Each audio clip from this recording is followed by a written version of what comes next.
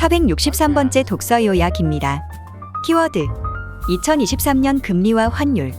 책 정보 제목 대한민국 금리와 환율의 미래. 저자 김유신.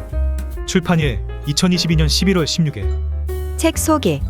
위기를 기회로 바꿔줄 가장 정확하고 객관적인 대한민국 금리와 환율 전망. 금리와 환율은 경제의 기본 중의 기본이다. 이 기본을 모르고서는 그 어떤 경제 문제도 풀 수 없고 경제나 투자 활동도 효과적으로 영위할 수 없다. 따라서 자본주의를 살아가려면, 특히 경제 활동 내지는 투자 활동을 성공적으로 해나가려면 이 두 가지 기본을 제대로 알아야 한다. 특별히 최근처럼 변동성의 시기에는 더더욱 그렇다.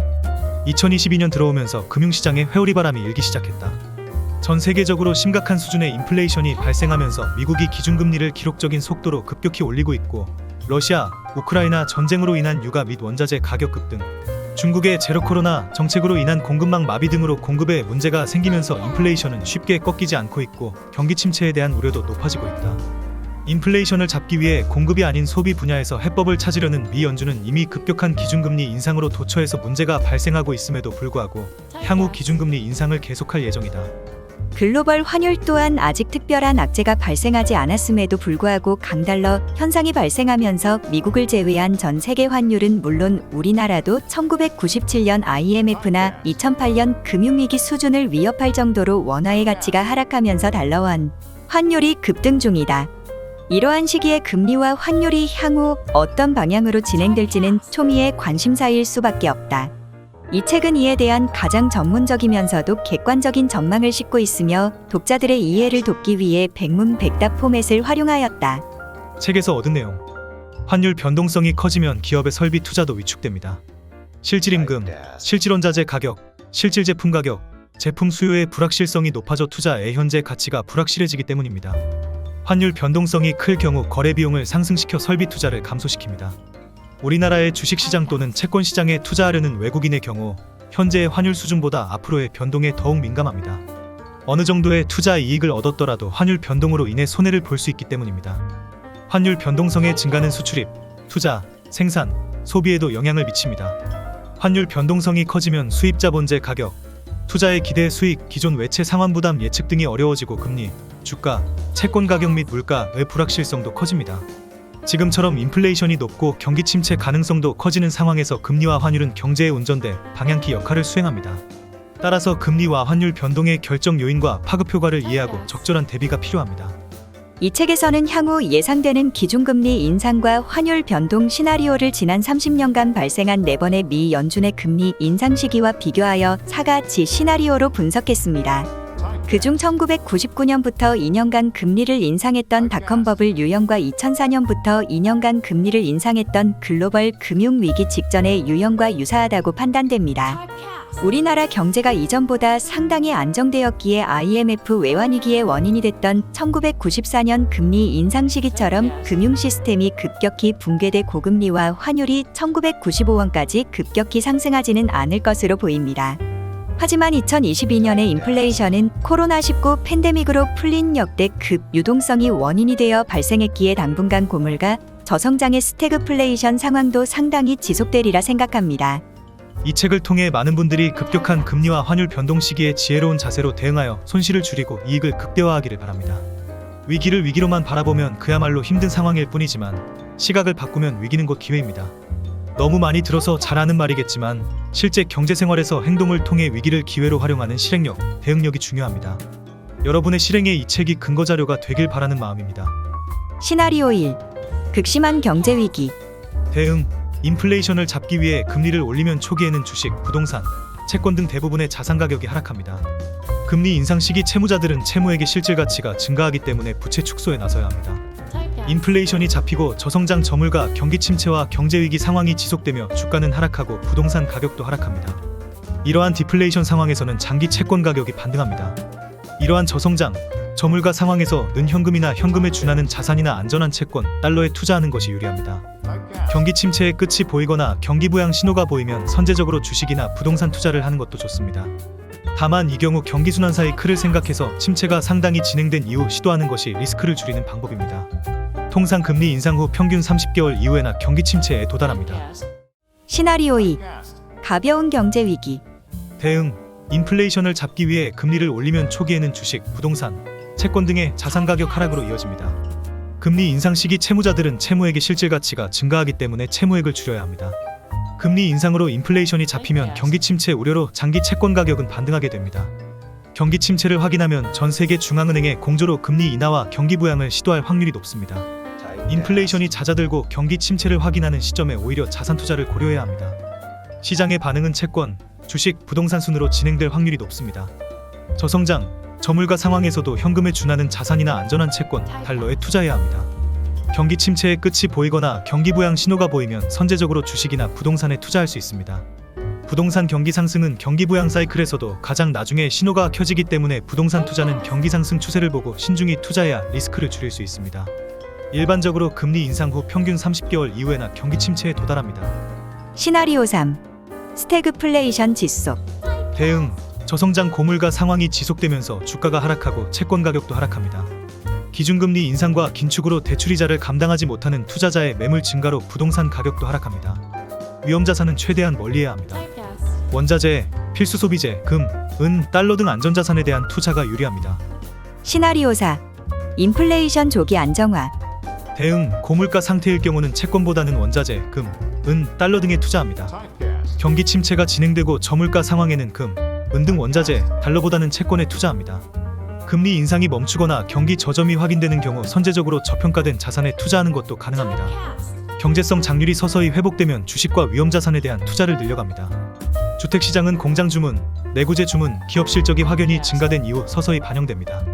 부동산은 경제 성장률이 회복되면서 바로 투자하기보다는 기업 실적, 공장 주문 등의 경제 상황을 주시하면서 투자해야 합니다. 금리는 고용, 생산, 소비, 투자, 인플레이션, 신용, 환율 등 경제의 거의 모든 영역에 지대한 영향을 미치기 때문에 각국 중앙은행은 금리 변동에 매우 민감하게 대응하고 있습니다. 중앙은행은 인플레이션이 심할 경우 금리를 올려 소비와 고용을 억제해서 물가를 잡으려 합니다. 지금 전 세계적인 인플레이션 상황에서 각국의 중앙은행이 금리 인상을 시작한 것은 과열된 소비와 고용 시장을 안정화하겠다는 의도입니다. 물가가 올라가면 돈의 가치가 떨어지기 때문에 금융 자산을 거래할 때에는 물가 상승, 인플레이션을 같이 고려해야 합니다. 인플레이션이 빠르게 일어나면 실질금리는 마이너스가 될 수 있습니다. 가만히 있어도 소득이 줄어드는 효과가 발생합니다. 저축에서 발생하는 이자도 소득이기 때문에 세금이 부과됩니다. 따라서 세금이 없을 때와 세금이 있을 때 저축이나 투자 수익률이 달라집니다. 이자 소득을 계산할 때에는 항상 세금과 인플레이션을 같이 고려해야 합니다. 인플레이션이 높은 시기나 세금이 인상될 경우 이자 소득의 실질적인 가치가 줄어들거나 마이너스가 될 수 있습니다. 기준금리를 인상하게 되면 고가사치품 등은 수요가 줄어들어 수요 증가로 생긴 수요견인형 인플레이션 억제에 효과가 있습니다. 하지만 기준금리 인상으로 임금 상승 같은 비용 상승형 인플레이션, 부동산 가격 급등, 가계부채 증가에는 당장 신속히 반응하지 않습니다. 이런 비용 상승형 인플레이션은 서서히 감소하게 됩니다. 기준금리 인상은 대출금리를 상승시켜 부동산 수요를 줄이는 요인으로 작용합니다. 기준금리가 오르면 고정금리 비중이 높은 담보대출 금리는 작게 오르나 변동금리 비중이 높은 신용대출 금리는 급격히 상승합니다. 기준금리 인상은 신용 스프레드를 축소시켜 돈이 급하게 필요한 사람들은 고금리 신용대출에 몰리게 됩니다. 기준금리 인상으로 대출금리가 상승할 경우 대출을 받은 가계나 채무가 있는 사람들은 채무불이행 위험이 증가하여 경제 전반에 걸쳐 위기로 확산될 가능성이 커집니다. 대출이 많은 가구일수록 기준금리 변화에 따른 소비 변화가 클 수밖에 없습니다. 대출이 많을수록 기준금리 인상 시에는 소비 감소가 더 강하게 나타납니다. 반면 기준금리 인하 시기에는 저축이 많은 가구들이 소비를 더 늘린다고 알려져 있습니다. 우리나라에서는 부채 규모가 클수록 소비 성향이 더 큰 것으로 조사되어 가계부채를 줄이기 위한 정부 정책이 자칫 소비 위축으로 이어질 수 있습니다. 조사에 의하면 역대로 우리나라의 금리 인상 시기에는 주택 가격이 상당 기간 하락세를 나타냈으며 다른 산업보다도 강하게 반응합니다. 금리 하락에 따른 부동산 상승 기간보다 금리 상승에 따른 부동산 하락 기간이 훨씬 길다고 조사되었습니다.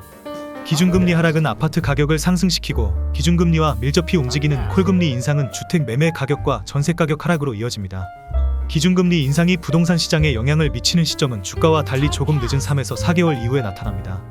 이는 실제 계약까지 이어지는 기간 때문입니다.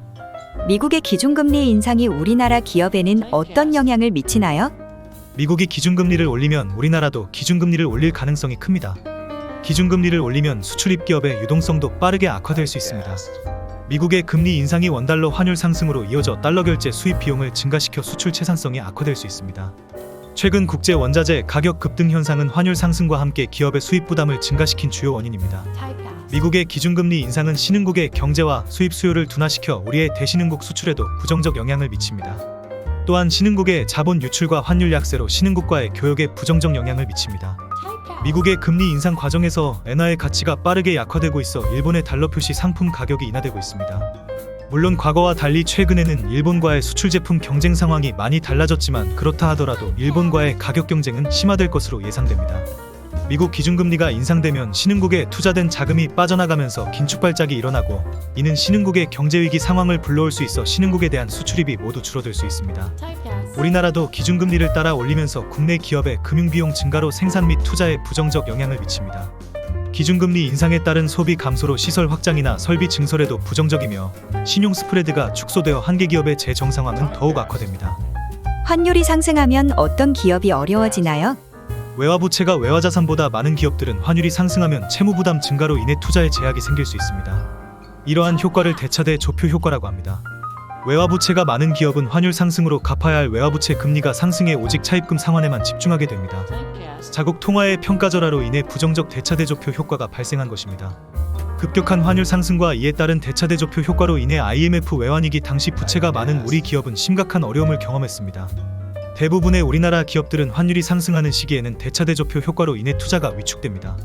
또한 환율이 상승하면 기업이 국제자금 조달 시장에서 자금 조달 비용이 상승하여 추가적인 투자 및 생산 투입을 감축합니다. 이로 인해 실물 경기도 동반 하락하게 됩니다. 저자 소개. 저자 김효신, 경영 컨설턴트, 쌍용정 보통신 연구소장, SK CNC 민간 15년 근무, 5급 민간 경력 채용 1기 2004년 현재 공무원 19년차 근무 중, 성균관대학교 경영학 박사, 카이스트 금융전문대학원 경영학 석사, 한국외국어대학교 경영대학원 정보관리 석사. 다양한 분야의 학문을 배우고 공부하는 것을 좋아한다. 민간기업에서 일하다가 정부에서 처음 실시한 5급 민간 경력 채용 1기로 재정경제부 사무관을 시작했으며 현재는 금융위원회 과장으로 근무하고 있다. 금융위원회에서는 금융정보를 활용해서 불법 금융거래와 자금 세탁 거래를 찾아내는 통계 모델과 인공지능 모델을 만들었으며 금융 및 자금 세탁 방지 관련법 및 감독 규정도 만들었다. 얼마 전까지는 금융위원회에서 가상자산 코인 사업자 제도 운영을 총괄하기도 했다. 민간 회사에 근무했을 때에는 30여 개 회사를 대상으로 업무 프로세스 개선 컨설팅 및 그 밖의 다양한 민간 프로젝트를 경험했다. 경제는 살아나고 회복될 수밖에 없다. 경기가 살아나기 시작하면 자산 조정과 부채 조정을 통해 마련한 현금으로 유망한 투자를 늘려 부의 효과, 자산 효과를 100% 누려야 한다. 실력을 발휘할 시기는 반드시 온다. 저자는 이러한 개념을 토대로 한국의 경제 위기를 연구하고 개선해야 할 방향을 고민하고 있다. 지은 책으로 아래 공포가 온다 가 있다. 이상으로 독서 요약을 마치겠습니다. 본 녹음은 타입캐스트를 이용하였습니다. 지금까지 상상빌더였습니다. 감사합니다.